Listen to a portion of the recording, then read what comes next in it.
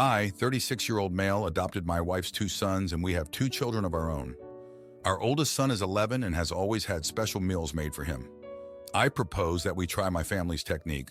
We put the food out, and if they don't want it, they can go and play. However, that food gets put away for the next meal. This meal will be there for when they get hungry. My in-laws and wife were opposed to this, so I suggested that he goes to therapy. They diagnosed him with ADHD and ODD and gave him medications. They gave my wife instructions for healthier eating strategies, and she just didn't do any of it. 2 years later, I was fed up as a stay-at-home dad of 4 and battling the food thing. I told my wife I was taking over. After a rough couple of months, where once a week I'd put a meal that wasn't what he wanted, he's eating whatever is put in front of him. He's having vegetables and feeling proud that he's overcoming the anxiety he's had around food. We went to his great-grandparents' house for lunch. I told him he'd need to have a spoonful of everything and as much of whatever he wanted. My wife made him a plate, and she served less than a spoonful.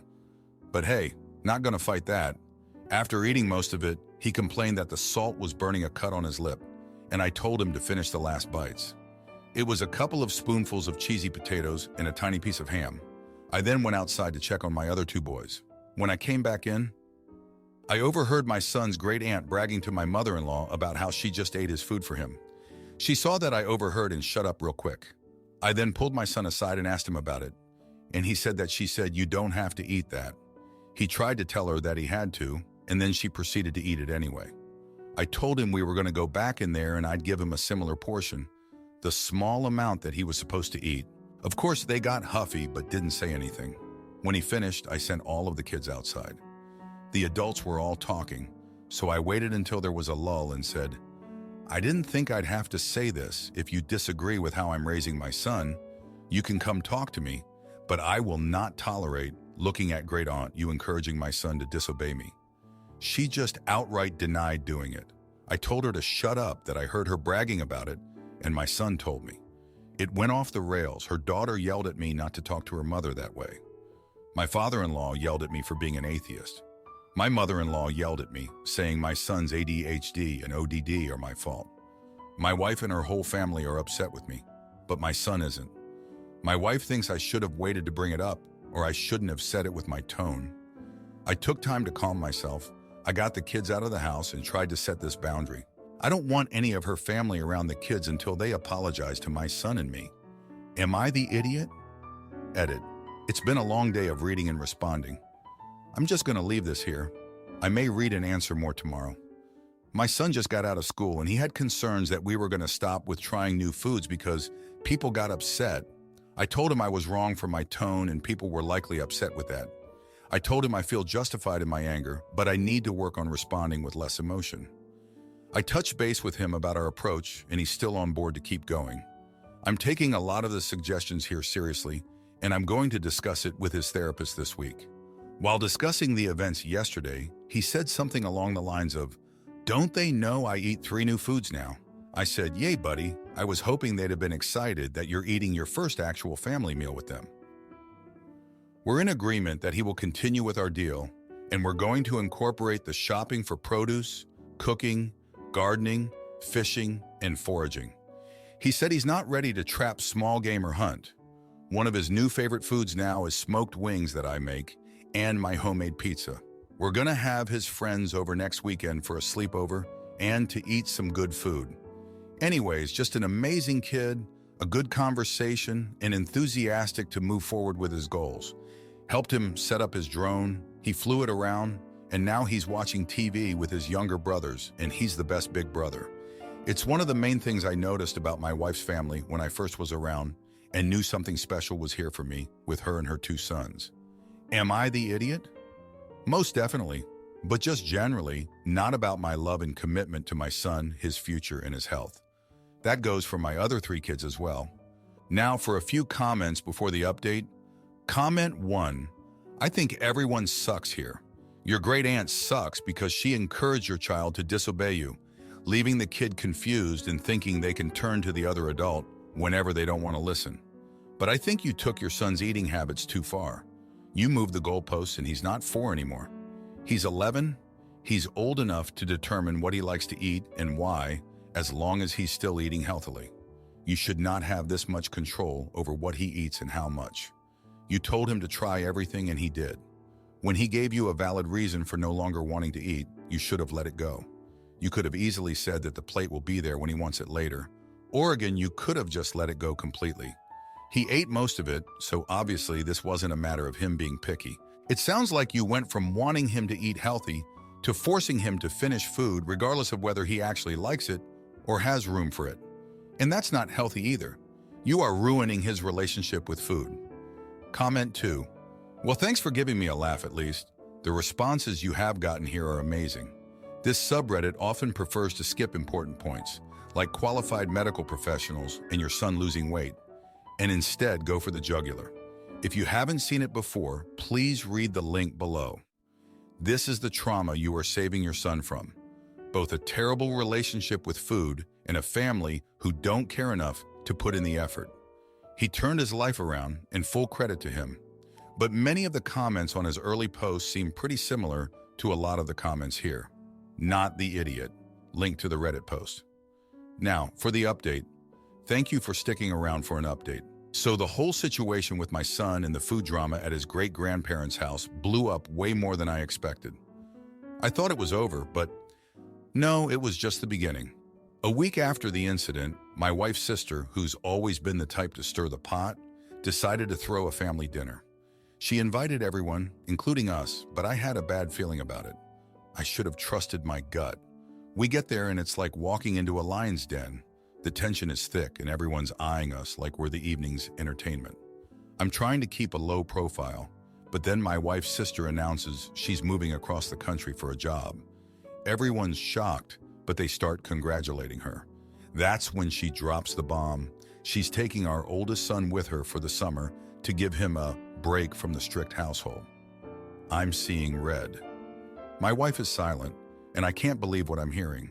I confront her sister, and it turns into a shouting match. Accusations are flying, and she's claiming that my son told her he wanted to go. I look at my boy, and he's got tears in his eyes, shaking his head. He never said that. It's a lie, and I know it. The argument spills out, and it's a full-blown family feud now. My father-in-law steps in, trying to play problem solver, but he's got his own agenda. He's siding with his daughter, saying it might be good for the boy. I can't believe what I'm hearing. My own family turning against me. In the heat of the moment, my wife finally speaks up. She sides with her sister, says maybe it's a good idea. That's when I realize this isn't just about my son or the food. This is about control, and I'm losing it. I put my foot down, say no way is my son going anywhere. That's when my wife drops her own bombshell. She's been thinking about separation. Says we're not on the same page anymore. I'm floored. This isn't just about my son's eating habits anymore. This is my whole life unraveling. The aftermath is messy. We leave the dinner early, and the ride home is silent. At home, it's like we're strangers passing in the night. I'm sleeping on the couch, and the kids can feel the tension. They're asking questions, and I don't have the answers. A few days later, I find out my wife's sister never moved. The job fell through, or maybe it was never real. But the damage is done. My wife and I are talking divorce, and I'm fighting for custody. I'm not going to let my family be torn apart by lies and manipulation. It's a mess, and I'm in the middle of it, trying to keep my kids safe and happy. My oldest son is back to his old eating habits, stress-eating junk food, and I'm back to square one. I'm trying to reach out to my wife, find some common ground, but it's like talking to a wall. I'm not sure what the future holds, but I'm not giving up on my family. Not without a fight. Thank you for reading. My mom forces me to accept her new husband's son into my life, so I plan the ultimate birthday trip and make sure he regrets ever crossing me. My parents are divorced and I am 15 years old. I have a stepbrother who is 13 years old and two stepsisters who are 10 years old and 9 years old.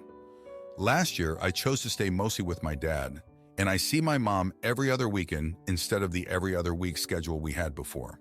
I prefer living with my dad. My relationship with my mom isn't close, and I don't like her husband or his son, so it was a no-brainer who I would be with more once I was old enough to decide. My mom blames my dad. She blames him for everything wrong in our relationship and the relationship with her husband and stepson. Her blaming my dad for everything is kind of why our relationship ended up this way. When I was younger and they were still married, she chose to stay away from school plays and stuff if dad was taking time off work to be there because she didn't want to be there with him because their marriage sucked. And when I asked her to come, she would tell me it was a choice between her and my dad. My parents fought about that too, and dad called her childish and told her to put me first. It was easier when they divorced because they fought way less. My mom isn't that warm either. She's fine, but not really the kind of parent you could seek comfort from. She has a really short temper, and she dated a lot after she and dad filed for divorce.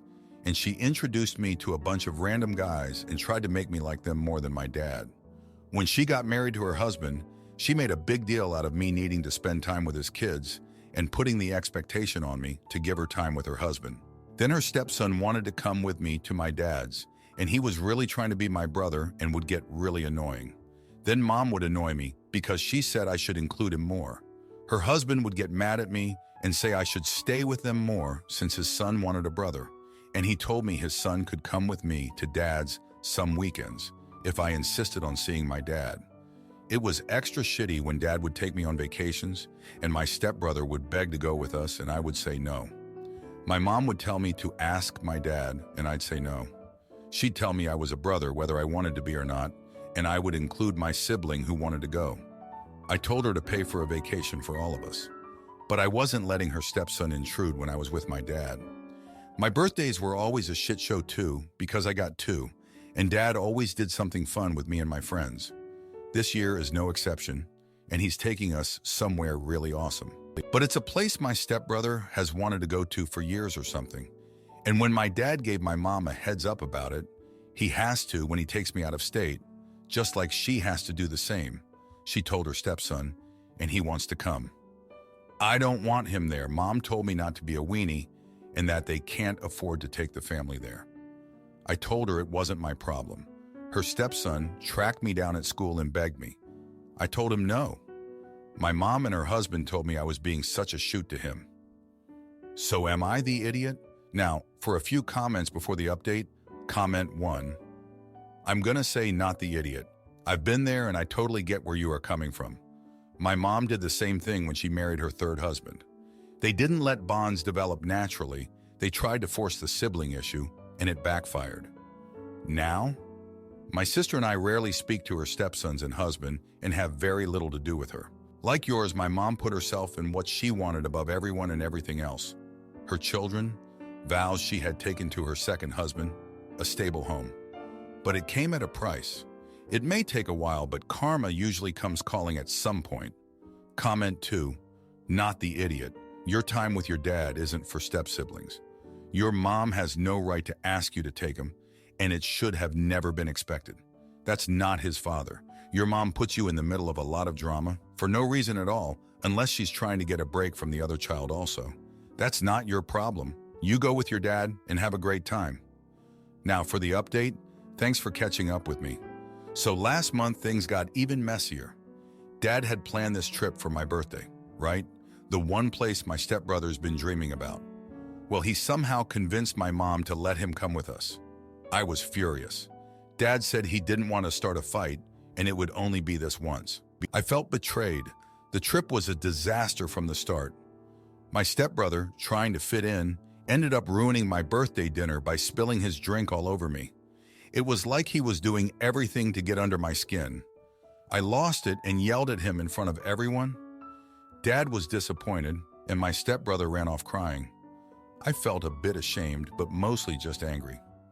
Back at school, word got out about the birthday fiasco. My friends sided with me, but others started calling me out for being too harsh. I didn't care until my crush, who I'd been trying to impress for months, told me I was mean. That stung.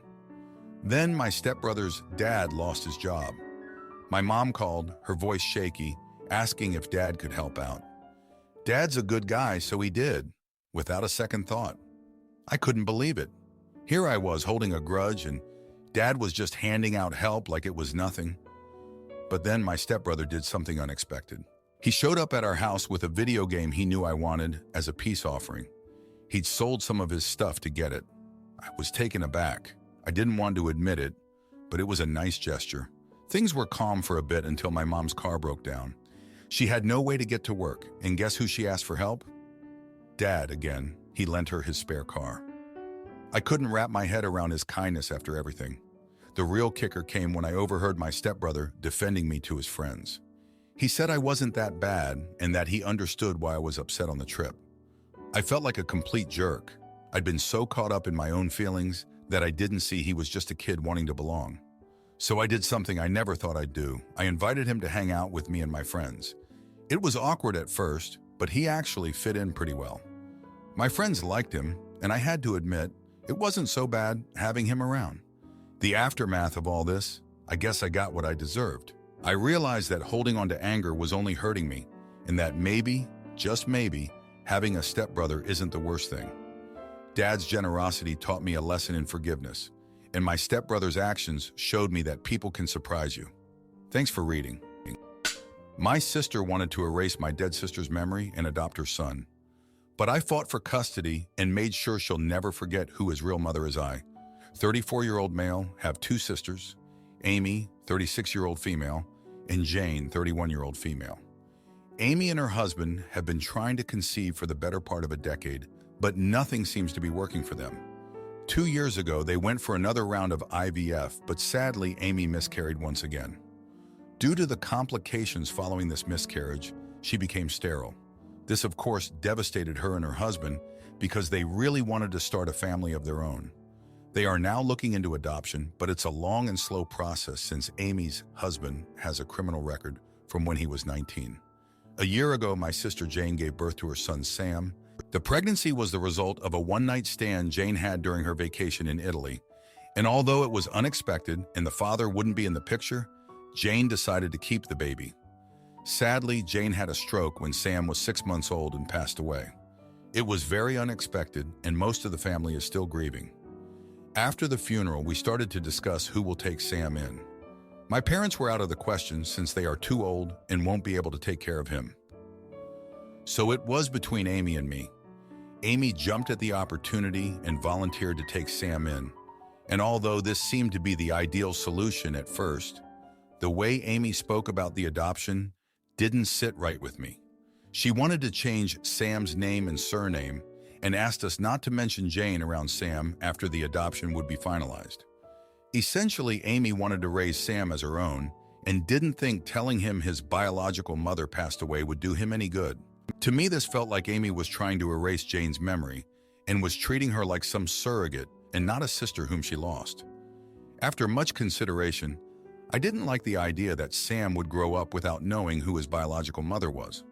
And although I already have 5 children of my own, I decided to contest the adoption and volunteered to adopt him instead.